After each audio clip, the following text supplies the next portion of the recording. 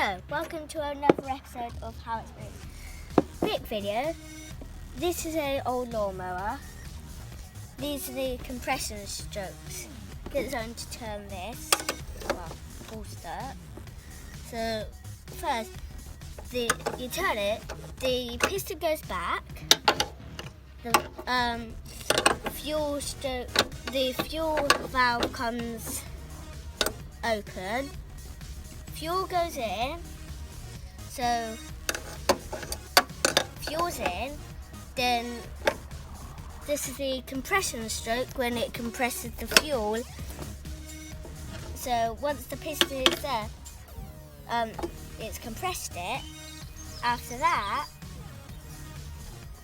the next thing, the spark plug somewhere else, ignites the fuel.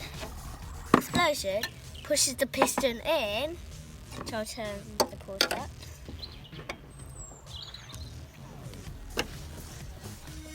Exhaust valve opens. Exhaust comes out.